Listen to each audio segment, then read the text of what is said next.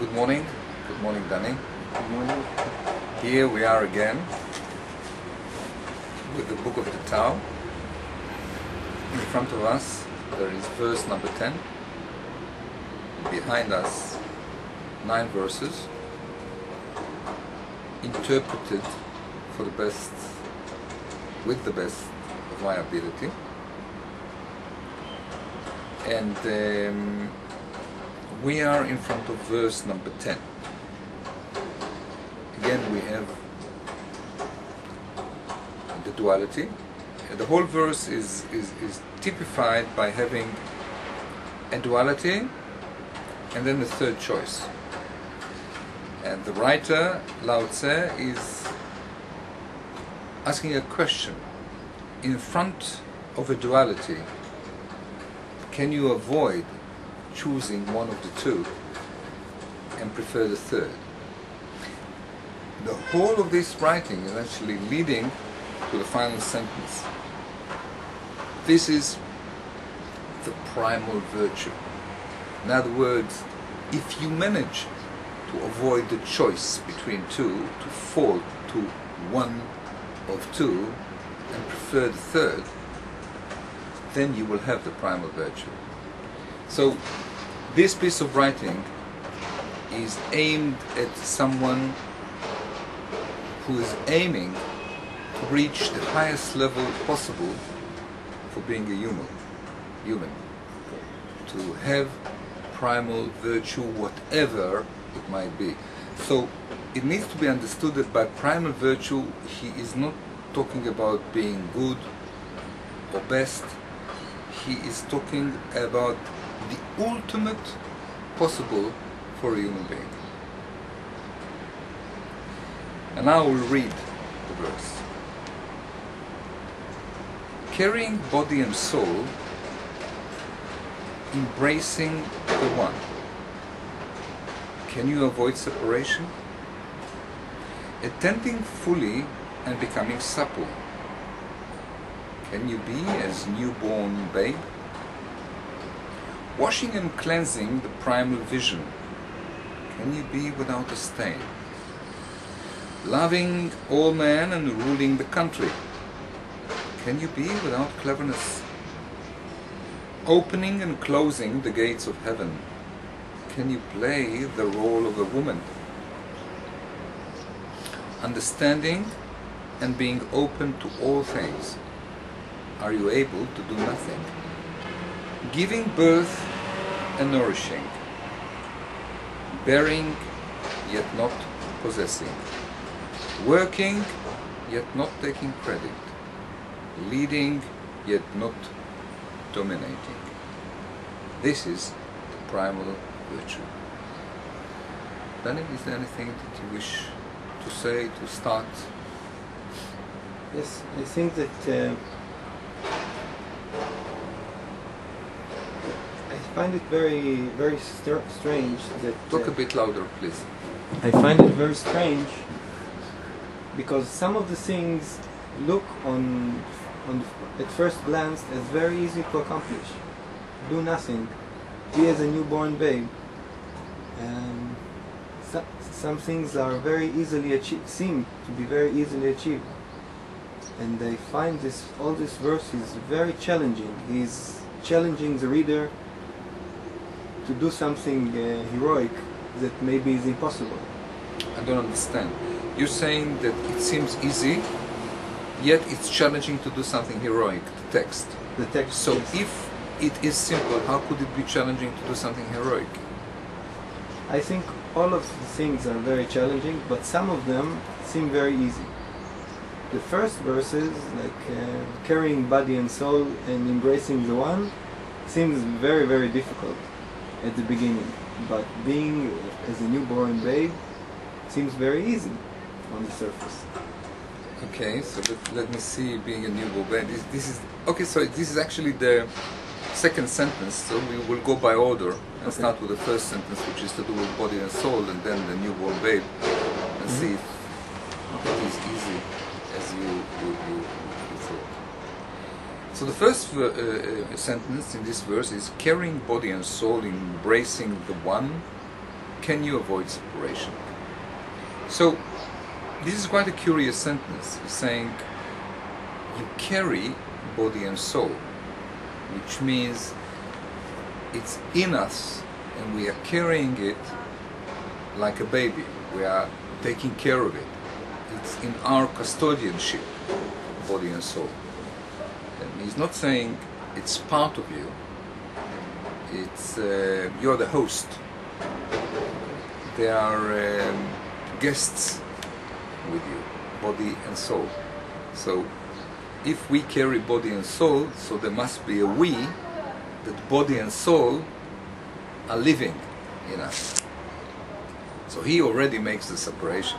And then he says, and embracing the one. So he's saying, when you carry body and soul, all people embrace one or the other. And they either identify with the soul or the spirit, and usually they become either religious people, poets, and in most cases outcasts and outsiders, because this world does not belong to people who are embracing the soul. Mm-hmm. This is a very physical, materialistic, dissected world. And most people are embracing the body. By embracing the body, I need to explain, it's also embracing desires, emotions, love, sex, joy of food. Soul is to do with something which is not to do with any worldly pleasures. Would you say that it's energy and matter? You can say it's energy and matter, but you see, it's not exact separation, because emotions is also energy. Yes. But it is a physical energy. I understand. In fact, everything is energy. But you've got a pure form of energy and a dense form of energy. Yes. And it's much easier to identify with the body aspect of life. Because it is seen. It is seen, it's visible, it's graspable, you get reward for it, you get immediate satisfaction. And with soul, basically, people who embrace the soul are people that could not embrace the soul. I mean, you don't, most of the temptations is not to embrace the soul and actually to avoid it. Yes. Because it's being stepped over by everyone, because it is transparent and small and doesn't make noise and can't protect itself. And those who embrace the soul are those who are fortunate enough to be born with a powerful soul, especially. This might sound strange and even provocative to some viewers, as we tend to think that we might be born with a different body, someone taller, someone heavier, someone dark, but the soul, it's communistic. Yes. I don't think why it needs to be so, because if we're born with the soul quality, which is the life spark in us, some could be born with a more intelligent soul, some with less, more sensitive, less sensitive, more powerful. Mm-hmm. I find it very strange that when it's to do with the higher realms, we all insist about communism. Yes. When you talk about the spiritual potential, everyone has got the same potential. Yes. And when you talk about the possibility of people reaching higher realms of spirituality, it's open to everyone to reach the ultimate. It's clear that some people have got a physique that they can be better athletes than others. Some could be better artists than others. Maybe it could be because it's religion, politics. I think so. I think so. And yeah, but I think the explanation might be deeper than that. While to do with the spirit and the soul, everyone is the same and there is no difference between people. But I don't want to get into it. So he's saying carrying body and soul, embracing the one. He's saying we carry both. Most people choose one or the other. And then he's saying, can you avoid separation? Can you live with both, seeing one in the other, and seeing one as the expression of the other? Now, this might be strange to people, but the explanation is very simple. Well, not the explanation is simple, but one of the examples is very simple. Body language. When you look at the body, you look at the expression of the soul. And actually, there is no separation between them, because when there is a movement in the soul, it causes a movement in the body, an expression in the body. When there is movement in the body, there is closure in the soul. The soul can only do two things: open or close, get wider or shrink. The more there are movements in the body, the more there is restlessness, the more imprisoned the soul can become. So in order for the soul to open, the body needs to be quiet. The body, I mean the emotions, the desires, the wishes, the willpower, the thinking, all this for me is the body. The soul is pure, concentrate, very high energy, which is actually the spark of our engine that allows the engine to be. And I deem it to be intelligent spark and sensitive spark, but very much without any power of possibility to do anything. All it can do is expand or contract, and it's totally reliant upon the body. So there is a, maybe I will say, not fair synthesis between synthesize body and soul, which is a very crude thing and a very high and delicate thing that need to rely upon each other and live with each other. It seems very I must say that I tend to smile a cynical smile when you say it's not fair. The whole idea of having such high spark, living in such low circumstance, with the attitude avoiding that we even have a soul, it's totally unjust and totally cruel to the soul. There is this song, beautiful poem of Cat Stevens, Sad Lisa. They're actually talking about Sad Lisa that actually lives within him and cries and wets his shirt from the inside. And I think most of the time our soul is weeping, but we don't hear it because the body is closing upon her. Some women report that when they have the monthly period, they feel sadness. My view is that they feel the sadness because the bad blood is moving out of the system. The soul have got more space to expand. They connect to the soul and feel its sadness. It's very beautiful. Some people feel the soul's sadness if there are people who are actually embrace the soul. Most people embrace the body, and in the monthly period they feel grumpiness. So women basically are either sad or grumpy when they have the monthly period. Depends whether they identify with the blood or with the soul. Yes. So what I'm saying here, that the challenge for the person of the primal virtue is to avoid separation.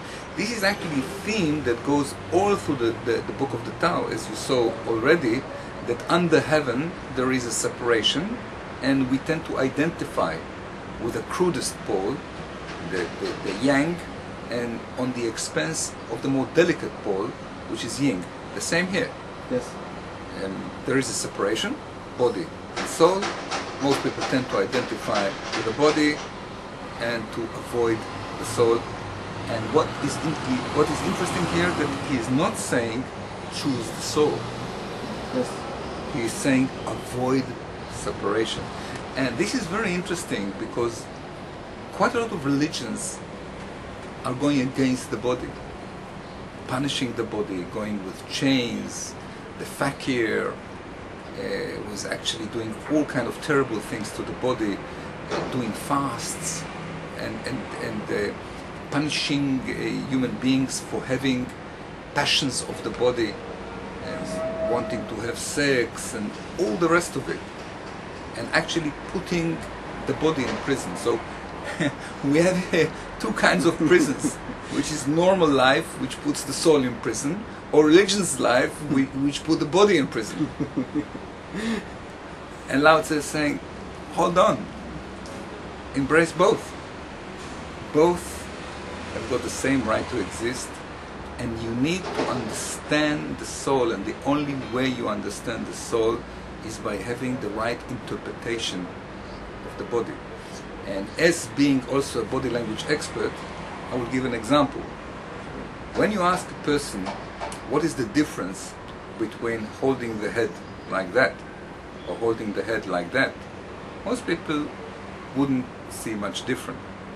But it expresses two different states of the soul. One is a suspicious action, and the other is more open and more curious. Yes. Two more things is holding the head like that or like that.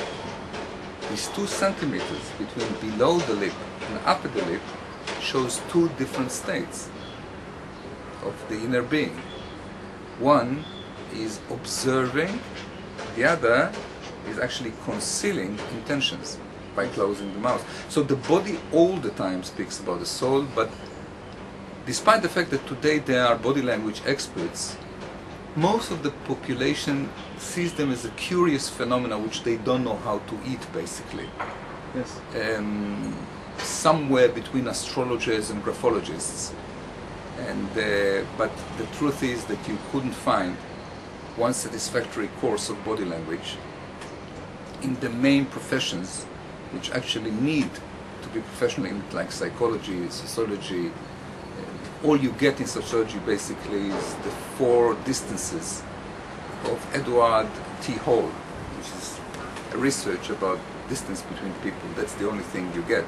But and people in the normal day do not mention body language. There isn't a relation to body language. It's not a legitimate language. Yes. It's a step language, stepson language. So it hasn't been integrated. Our culture has got a very interesting way of negating something that it can't say that it doesn't exist. For example, women's right. They don't say we don't want to give women's right.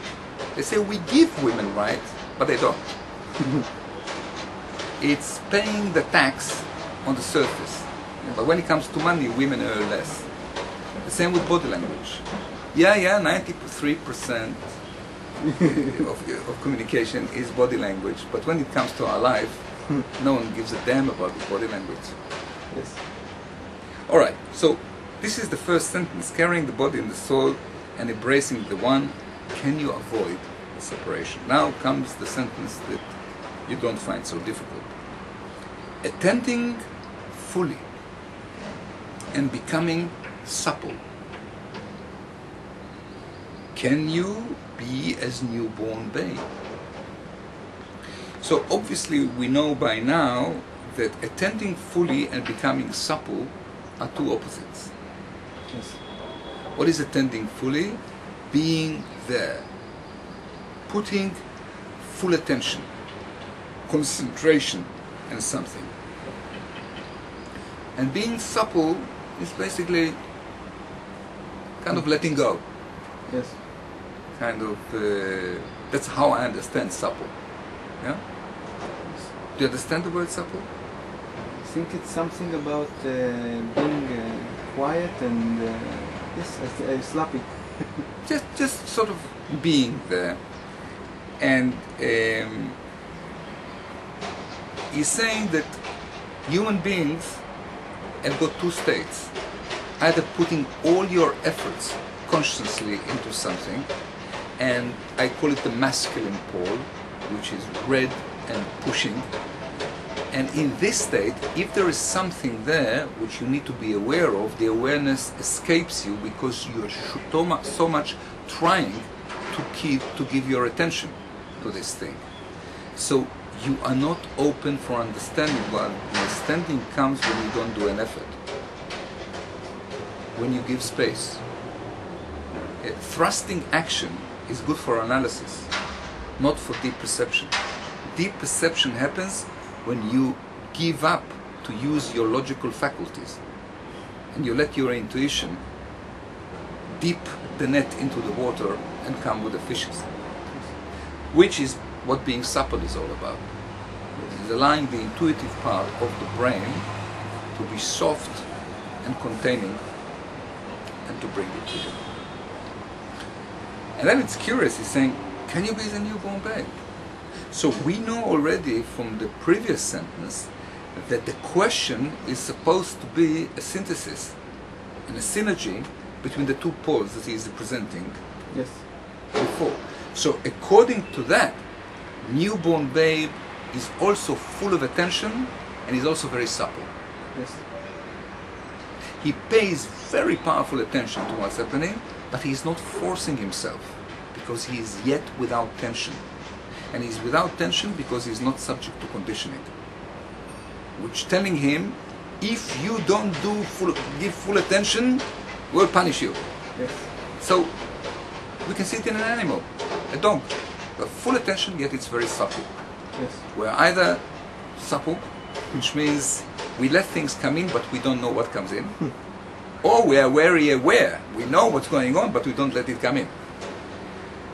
Yes. And he says, being like a newborn babe, integrates this. So it's a great challenge, holding the soul and the body at the same time. And being a newborn babe. Who can be a newborn babe? Who can integrate in himself the suppleness and the conscious penetration, the analytical penetration into something very difficult? Yes. See, to explain how difficult this is, there's few exercises that you give to a person to do one thing with one hand and to do something different in another hand. It's very difficult to do two contradictory actions. Did you ever try to do that? Yes, I tried. I think everyone tried, and it's very difficult. Yeah. We can't hold in our mind a duality. But this is the main challenge, to go to the upper level. Unless you can hold the duality, you are destined to be buried at the level where one pole of the duality is ruling you. Which you know that, we spoke about it before. Yes. And here.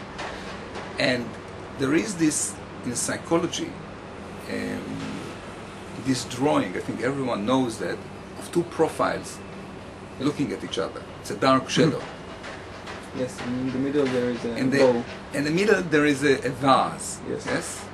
And the interesting thing is that you can't see both at the same time. Yes. You must switch from here to here. And he's saying you can't get to primal virtue unless you manage to click, to have both at the same time.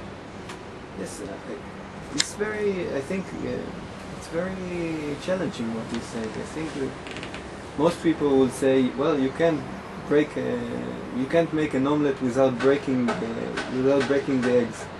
And he's saying you can make the omelette without breaking the eggs. Weird way. Something like that. Something like that. Okay, let's move on.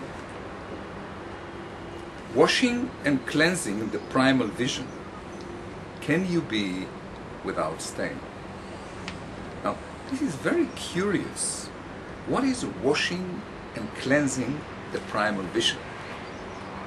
Now, let's begin with this by saying that there must be then a primal vision. Yes. And something which is less primal, which is secondary.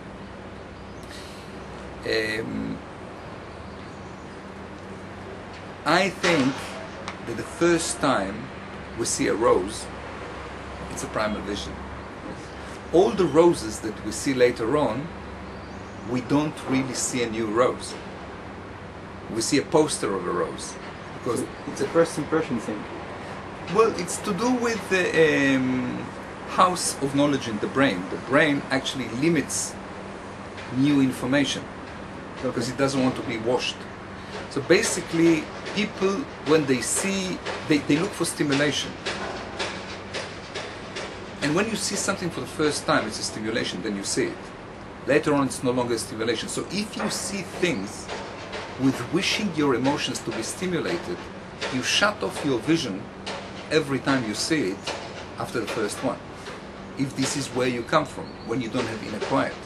When you have inner quiet, each time you see something, it's a primal vision. That's absolutely mind-blowing what they said. I never understood it like this.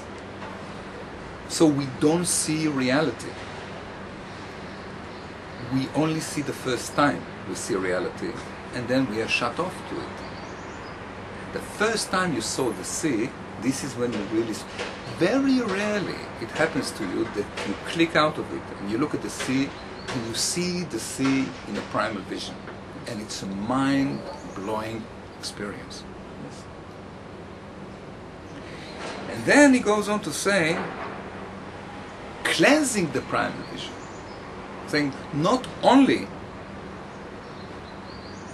looking through the primal vision, but cleansing it. Which means you can have a primal vision not clean. What is not clean? We don't have a clear vision. When you look at anything, you already have a conditioning and expectation from that thing that you look at. You have a conditioning looking at the flower that it will be nice and aesthetic. Anything that you look at, you are not neutral about it. Like when I listen to you speak, you're not neutral. You've got in your mind a bias saying I agree or don't agree. You look at something saying it's nice or not nice. This is not a clean vision. Clean vision is not to interfere with what you see and to let it come in as deep as possible. When you interfere, you block it. When you say I like it, I don't like it, you block it. And it's interesting because the word clairvoyance in French, which actually means you see supernatural phenomena, all it means is clear vision. Yes.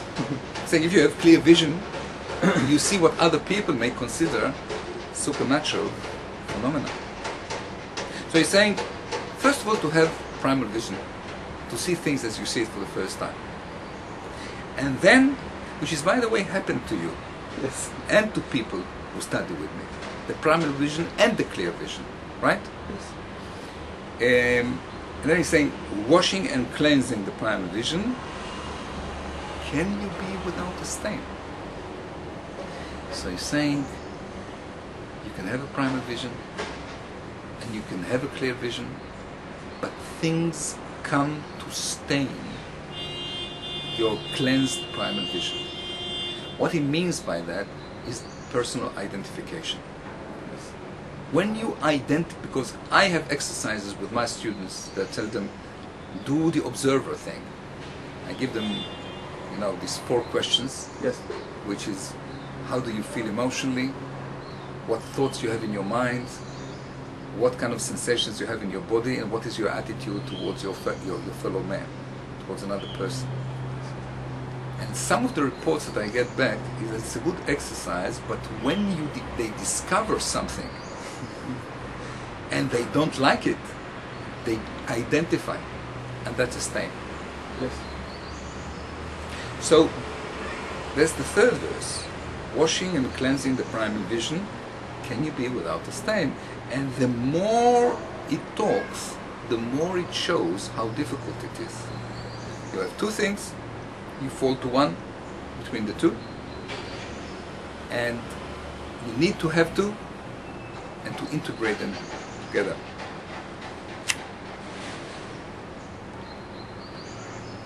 Loving all men and ruling the country. Can you be without cleverness? So he's saying, let's suppose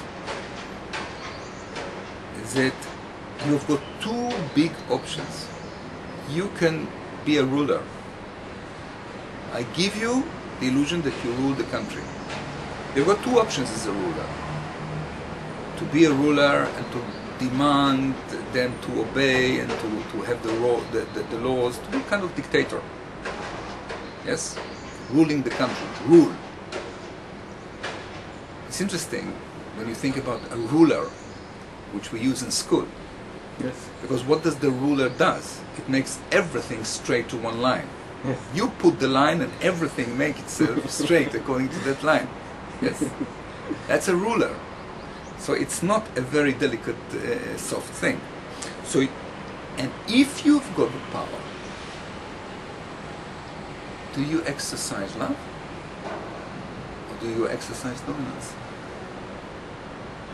Because most people who've got the power over people either go to love or go to rulership. Yes, but what's cleverness got to do with it? Yes. Cleverness, this is very, very clever what he's writing. He's saying, doesn't matter what you choose. I know human beings that if you have got other people under your power, you will use them in one way or the other. Even if you love them, you will use their love for the growth of your ego. So it doesn't matter to me if you love them or if you rule them, but just don't be clever. He's saying, have integrity, be authentic. His main demand from a ruler is to be authentic. Now, see, we've got in every country two parties. One is preaching for love, the other for rulership. Yes. Take the Americans. The Republicans are rulership, the Democrats are for love. In every country the left is for love, the right is for rulership. Yes. And he's saying yes, but if one of them gets chosen, they become clever. And what I want for my ruler is not to love and not to be tough. I don't care, just to be clever. That's mind-blowing. What there is, tell me. Don't use your power to actually manipulate me.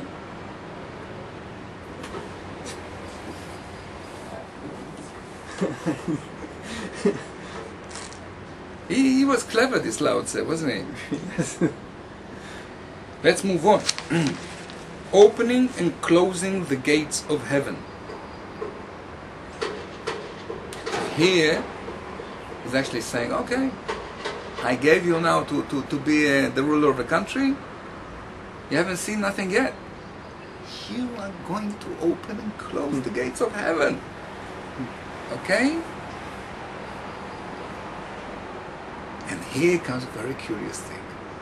What is the third question? If you can open and close the gates of heaven, what is the great challenge?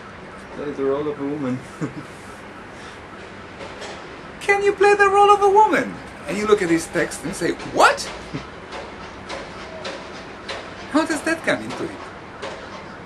Now, he is very clever, but in the right sense of the word, he's very wise. And he's saying to us this. See, if you rule people, you just become clever. But because this is limited power. But if I give you power over heaven, over the gates of heaven, you can open them and close them. I mean, think about it. The highest level possible. No longer people. All existence and the higher levels. You can open, you can close. What is the danger? The danger then is becoming dominant. Using it for personal power. This is the greatest danger for a man that's got power. Using it to domineer and humiliate other human beings. He is saying being a man, the way it is today, is to be aggressive and subjugating.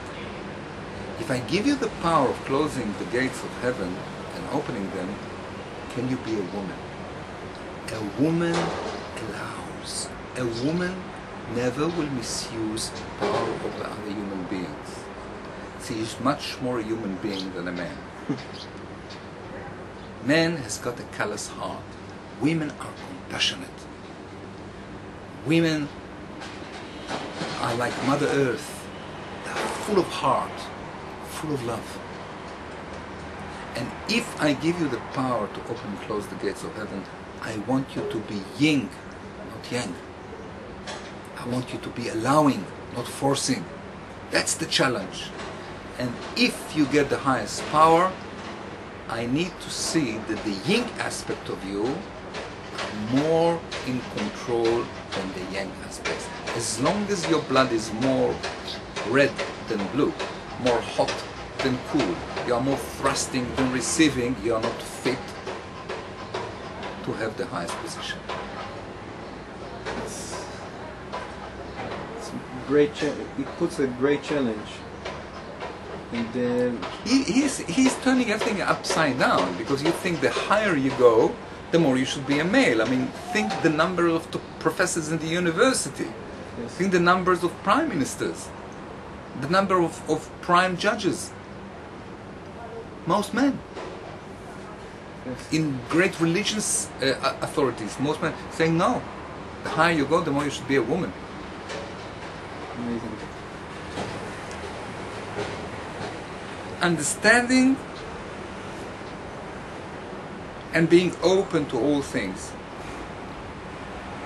Are you able to do nothing? Do you find that difficult to comprehend? Yes. I think that understanding something can be a very painful thing. To realize the truth, can be very hard experience. And he's saying, can you look at the world as it is, hard and unforgiving and very cruel and maybe yang, I think, and still be open to it. Okay. So he's saying understanding and being open to all things. So we must have here a polarity which is not quite clear from first sentence, because it's not clear why there should be such a great difference between understanding and being open to all things, unless by understanding he means analytical penetration into a hidden core, which I think what he means, a masculine thrust to actually crack open a hidden understanding. He talks about the possibility to penetrate to what is hidden by analytical thinking, which is a very difficult thing to do. The other thing is to be open to all things, not to use your mind in a masculine way, but you just let understandings come to you. So here we come again to the two ways to use the mind. Left hemisphere and right hemisphere. And he's saying, okay, you understand everything. Everything comes to you. And you are full of all this understanding and things. Do nothing. Yes. And most people, when they know all the secrets and they understand everything, immediately they want to impress other people. They want to use it. It says the great challenge for the primal virtue is to have the highest wisdom, to do nothing with it, to be content, to become unmovable. I'm going to give you everything, and I want to see if you can stay non-affected. So there is a thread. There is a progression in difficulty in this verse. Yes, I think so. There Absolutely. is ruling over people, and ruling heaven and earth, and understanding everything, and understanding everything is even more difficult. Okay, right. And then he's coming to the final sentences, and here he's having two sentences joined together. Giving birth and nourishing. which is not opposites. Bearing, yet not possessing. Bearing, how do we understand bearing? So, to bear is to suffer something, no? You bear, you endure. yes, bear with me, like. Okay.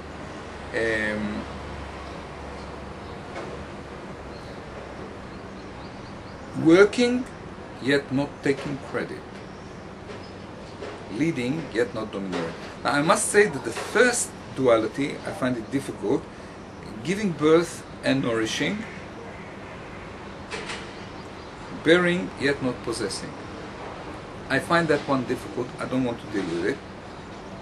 And then I have something which I can deal with. Working, yet not taking credit. Leading, yet not domineering. This is easy. And I suppose the other sentence that I can't interpret is in the same spirit.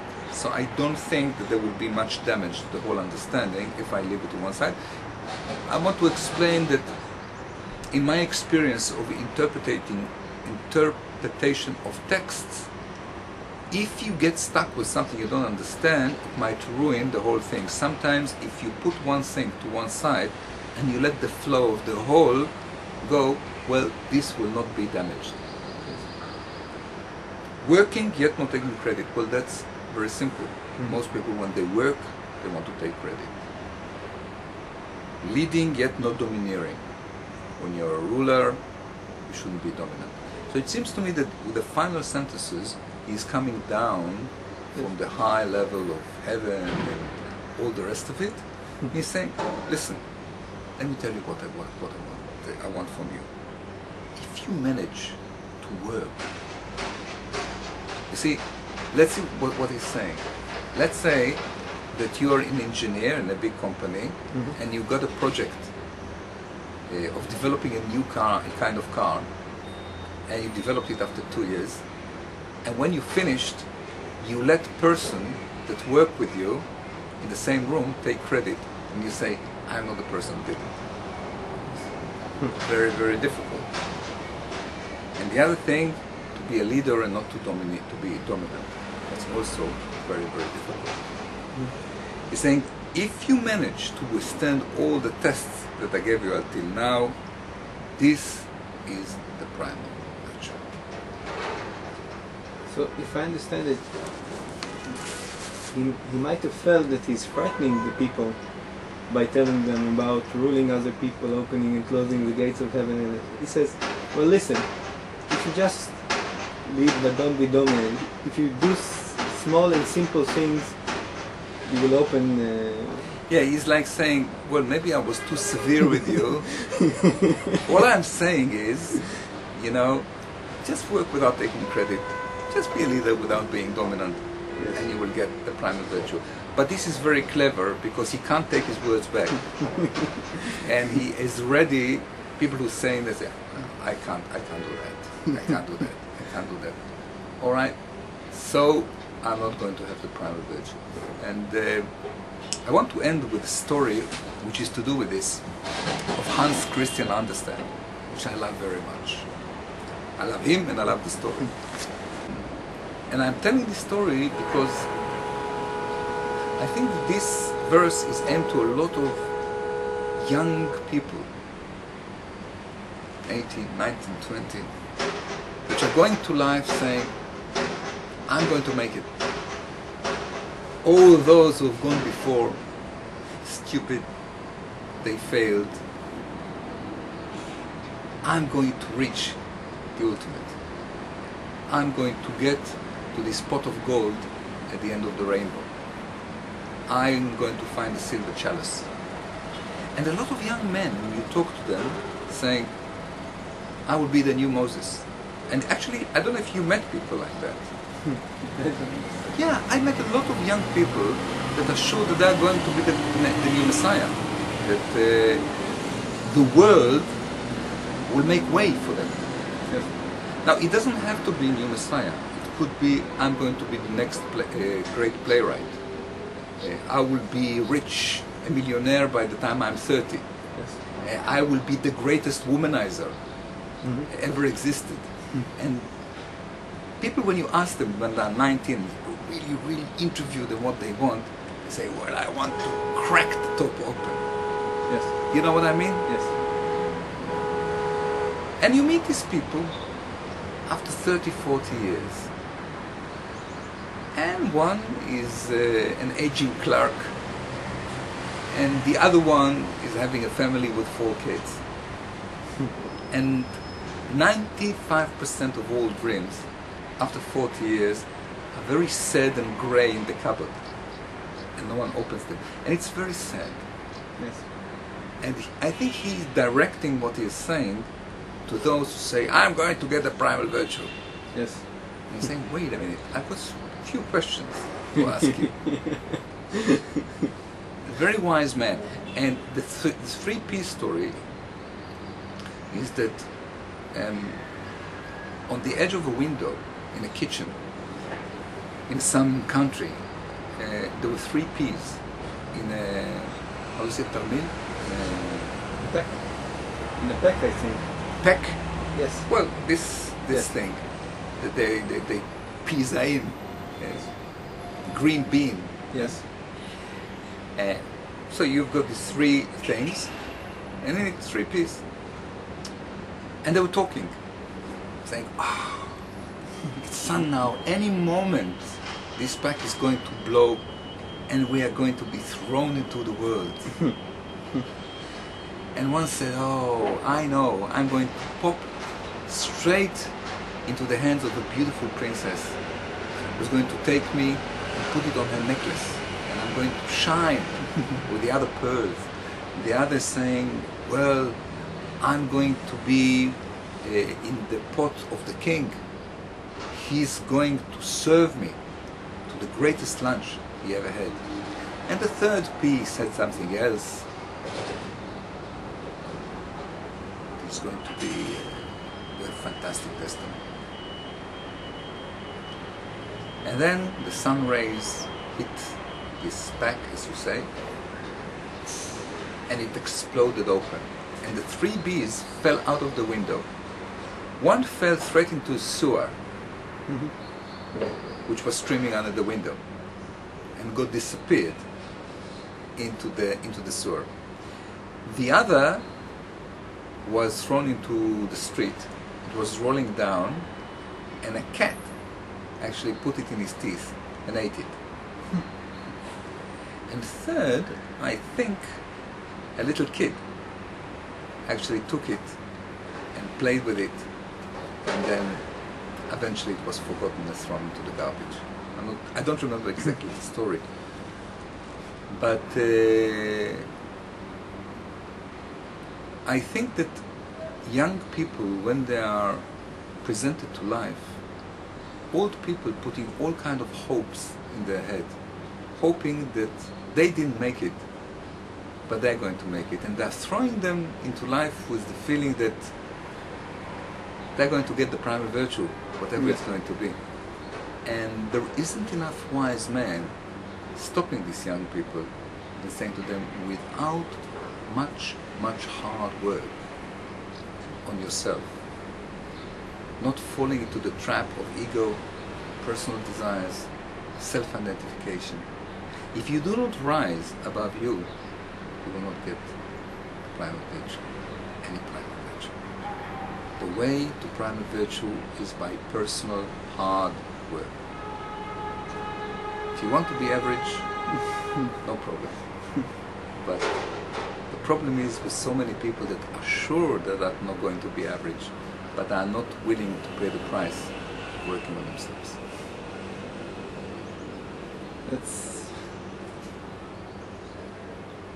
I feel sadness right now.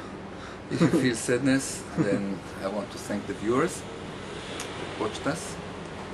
And if you are not pissed off enough by what Lao Tse said and by what I interpreted, of course it's my own interpretation, then you are invited to meet us at number 11. Thank you.